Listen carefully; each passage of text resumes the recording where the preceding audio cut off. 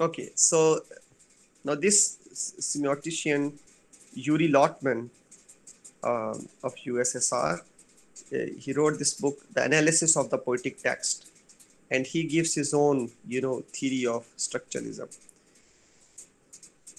Now, this Russian, structuralist is different from French structuralist in this way. According to him, literary works, he believes, have more value because they have a higher information load than non-literary texts. So even if there are signs in all kind of literature that we study, yet the signs in a literary work are a little different from the signs that we use in day-to-day conversation, because according to him, the signs in literary work, they are more charged, right? They are more loaded with information. Okay, so the first major development in structuralist studies were based upon advances in the study of phonemes, the lowest level elements in the language system. A phoneme is a meaningful sound, one that is recognized or perceived by a language user.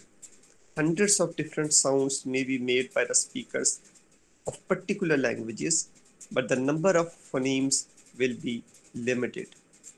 The word spin may be pronounced within a wide range of phonetic difference, so long as the essential phoneme remains recognizable as itself. So one must add that the essential phoneme is only a mental abstraction. All actually occurring sounds are variants of phonemes. We do not recognize sounds as meaningful bits of noise in their own right, but register them as different in some respect from other sounds. So Ronald Barthes draws attention to this principle in the title of his most celebrated book, SZ. Okay, so which picks out the two sibilants in Balzac's Sarrazine, so Sarrazine, which are differentiated phonemically as voiced Z and unvoiced S. Right now, if you think about this word, these, well, this word phoneme and how it works, I hope you get the idea that phoneme is the shortest sound in any language, right? But it is a sound which is meaningful at the same time. Now, here is one example where Ronald Barthes, picks on S and Z as two letters, which uh, which can be differentiated phonemically with two different voices. Okay, so let's look at this, this title. Okay, now this title is pronounced as is by Balzac. It is pronounced as Sarrazine. Okay, but look at the word itself. Over here we have an S. Over here we again have an S. But in the actual pronunciation, the first S is pronounced as S, but the second S is pronounced as Z, right? So the word is Sarrazine. Now, what distinction does Ronald Barthes draw out of this word, where once S is being used to voice S, which is Sara, and then the second S is being used to voice Z sound, right? Distinction is precisely this, that this particular word has in it two phonemes, right? Because when you pronounce it with two different sounds. Okay, so the first S is pronounced, the second S is unpronounced, it is unvoiced. Why it is unvoiced? Because it changes into a different sound, which is Z. So this is the shortest possible you know, or recognizable phoneme. Now, why this understanding is important? This understanding is important because we understand language because of the differentiation between phonemes, right? So, while we speak, even in our day to day conversation, each and every sentence that we utter, that sentence or that speech has series of differentiations, series of differentiated phonemes in it. Okay, so even if you look at the expression, uh, expression, okay, so it becomes meaningful to you because there are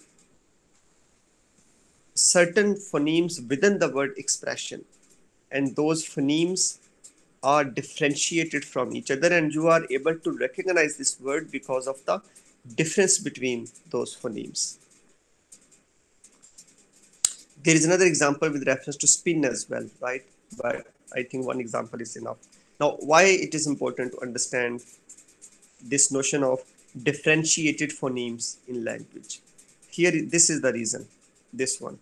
The essential point about this view of language is that underlying our use of language is a system, a pattern of paired opposites or binary oppositions.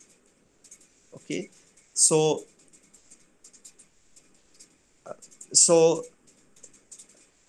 the language that the system of language that we use, or the language system that we use, it is understandable only because of the differentiation within it. In other words, we can say that there is a pattern of paired opposites, or there is binary opposition in language, even at the level of phoneme. These include nasalized, non-nasalized sound, vocalic, non-vocalic sound, voiced, unvoiced sound, tense, lax sound, right? Or there is another example of stressed, unstressed sound, like this. Okay, so whole English language is kind of um arranged in this manner.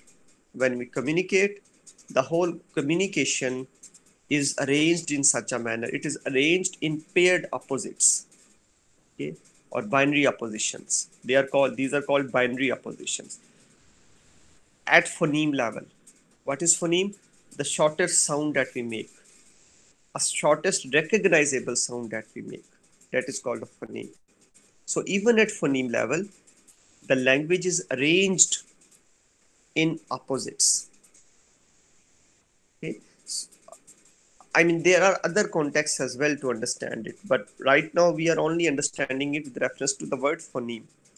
So, in a sense, speakers appear to have internalized a set of rules which manifest itself in their evident competence in operating language. Now, all of us, when we speak language, we strictly follow this structure of, you know, paired opposites of phonemes in the whole language. Okay. Now, what does that mean? That means that there are set of rules which make the language work, or with the help of which the language works, and we all have internalized those rules in such a manner that we, in a very competent manner, just keep repeating those rules over and over again while we speak. But of course, we don't have to recall those rules. We don't have to think of those rules when we are speaking. We just keep speaking because we become so much habitual of using the language exactly according to those set of rules. All right. So that is why we say that language is one of the science systems, right? So system is something which is organized in a particular manner, right? That is what we call system. So when we say there is no system here, that means there is no order here, there is no arrangement here, there is a total chaos there.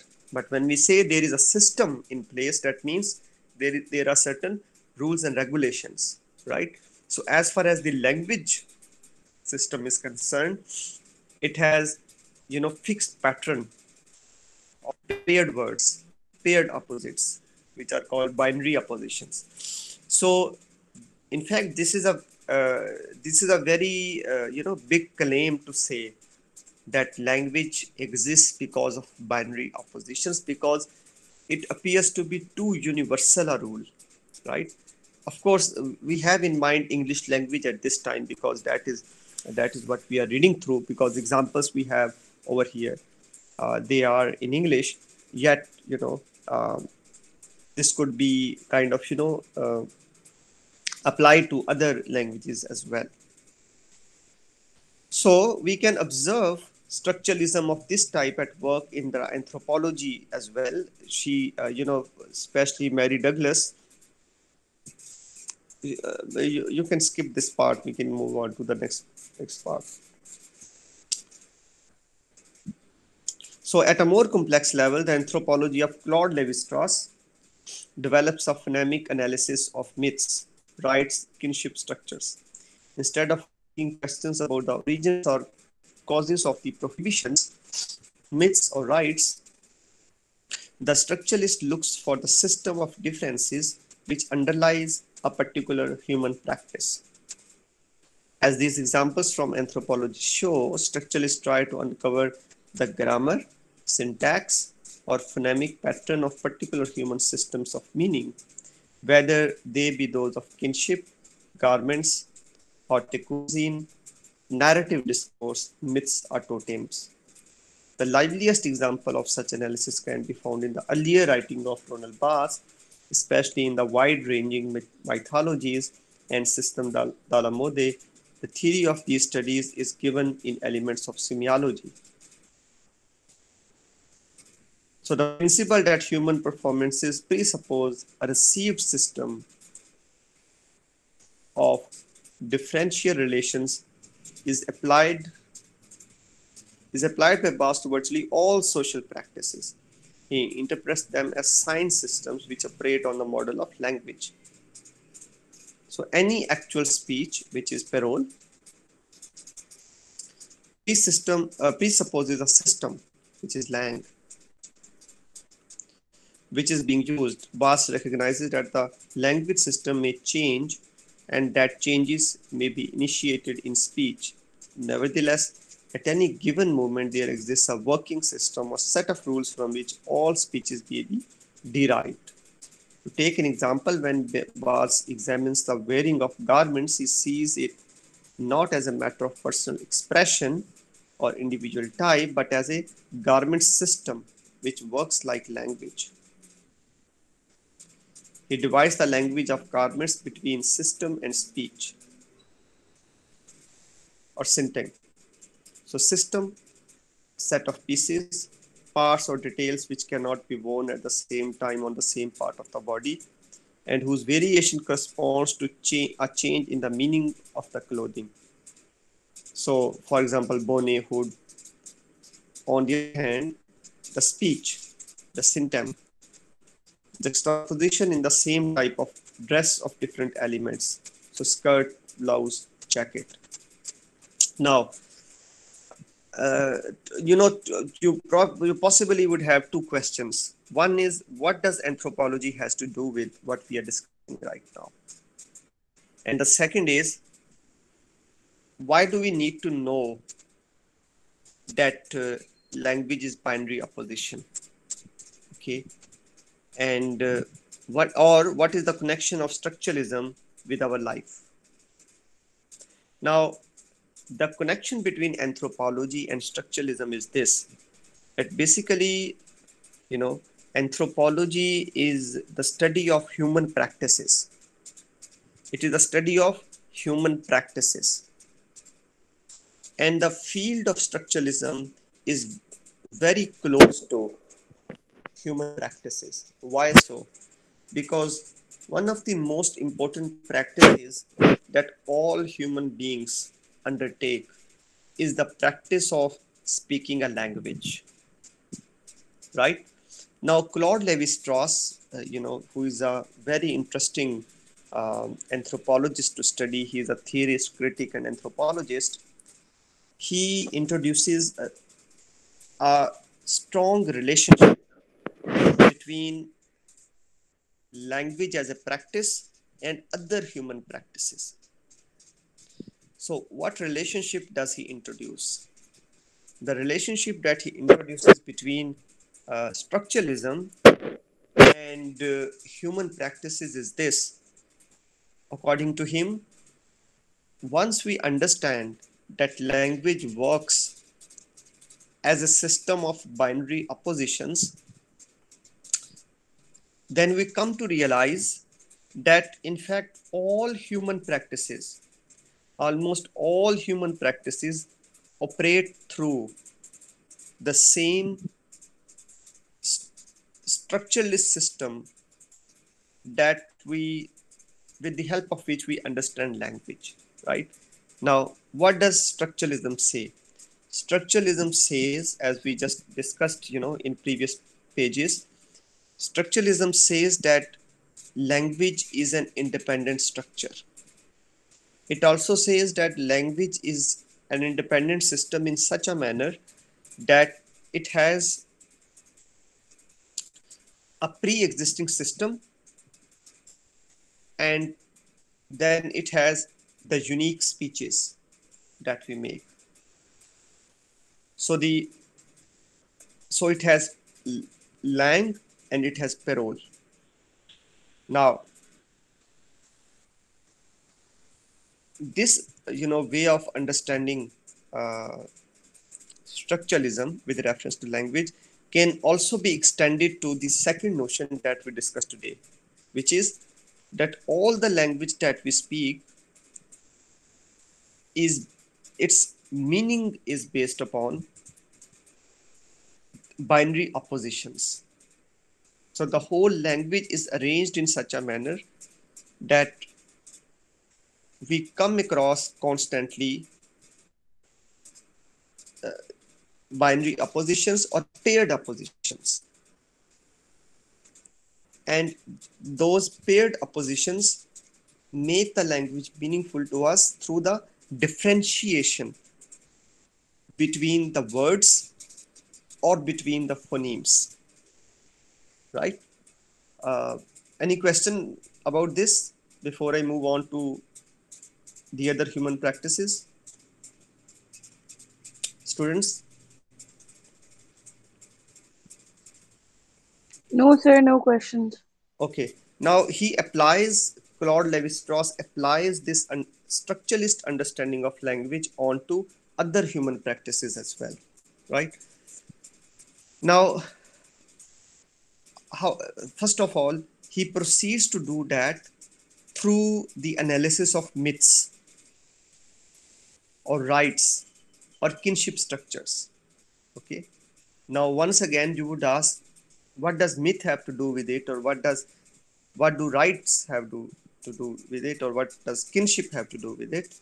So basically, human life as it is really lived, it is constantly uh, lived through myths, through various rites, through various kinship structures.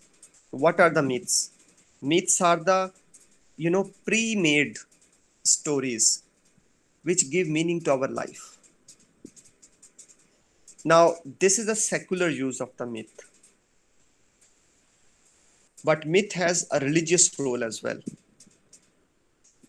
Sometimes our belief systems are also called myths, especially in Greek culture, in Roman culture, in Western culture.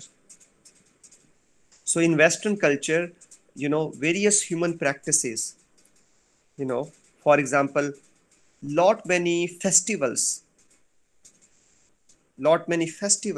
which uh, are celebrated in the West and in the East as well. They are celebrated because they are attributed to one myth or the other. There are myths in Punjabi culture as well. There are lot many songs about Punjabi culture. Well, I could use any other culture as well. For example, Sindhi culture, right, or Pashto culture. Any regional culture. You think about it, the kind of songs, the popular stories, the popular anecdotes, okay, they might not be the factual realities, all those stories and belief systems, and but they have their mythical relevance. Similarly, rites, rites are the practices. Sometimes they are religiously informed practices. Sometimes they are not religiously performed practices, but they are family rites, the family rituals. Okay.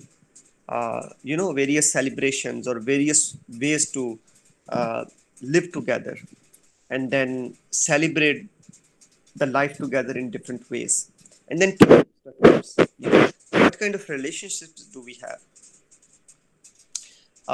What is the importance of and significance of those relationships, right? So that, for example, the sibling relationships, the relationship between parents and kids, and so on and so forth, right? So all these things, they are parts of human practices. Therefore, Levi Strauss, he developed a phonemic analysis of myths, rites, and kinship structures. So when you study life, you study these things. Okay. Now, what Levi Strauss did was he applied the phonemic analysis, which we just did, right? He applied that phonemic analysis onto other human practices as well, and then he came to this interesting conclusion that in fact all human practices are based upon the language system. And because the language system is based upon binary opposition, it is based upon paired oppositions, therefore all other human practices are also based upon binary opposition, right? So so we understand, for example, we understand evil. Evil is a human practice. To do evil is a human practice. So evil is recognized because of good, right? And even evil and good are what? They are paired opposition, right? So you understand night by day, all right? So uh, then you can go on and on with these kind of paired oppositions in our day-to-day life. Okay, so this could be applied to, interestingly enough, to government system as well, and that is what Ronald Barthes did, right? And Barthes, applied the phonemic analysis all onto lot many human practices, including the practice of wearing and choosing different kind of garments. Okay, so he would say that there is an actual speech, parole, and there is a system, which is lang. So system is pre-given, right? For example, the system of the language is that of paired oppositions, of binary oppositions, and that presupposed system then enables us to make unique speeches in our day-to-day life, which is parole. Now, Barthes would say that all the available garments, all the available garments out there, they are, part of the system. They are the system, while our individual choices for what we choose to wear as a garment, that is parole, that is kind of speech.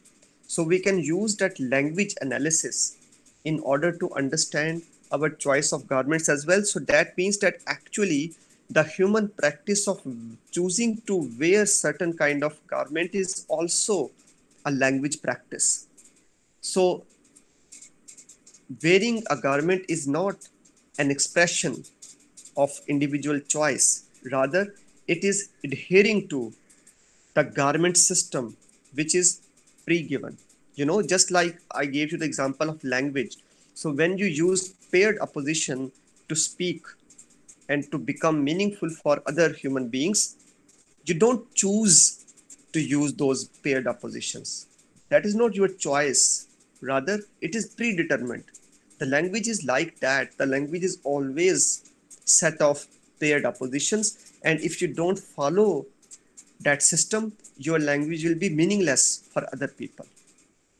Okay, so if you have another look at these examples, so as far as garments are concerned, the system is like this, that there are already set of pieces, parts or details which cannot be worn at the same time on the same part of the body, right? And then whose variation corresponds to a change in the meaning of clothing. So which particular cloth or piece of clothing can go on which part of the body, and if uh, two pieces of clothing can go on the same part of the body, things of that kind.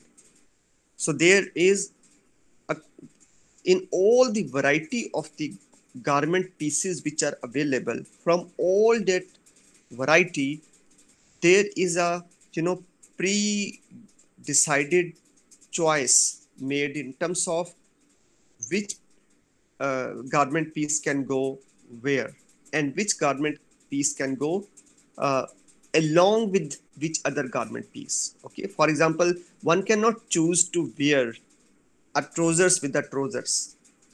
Is that right? That won't make any sense.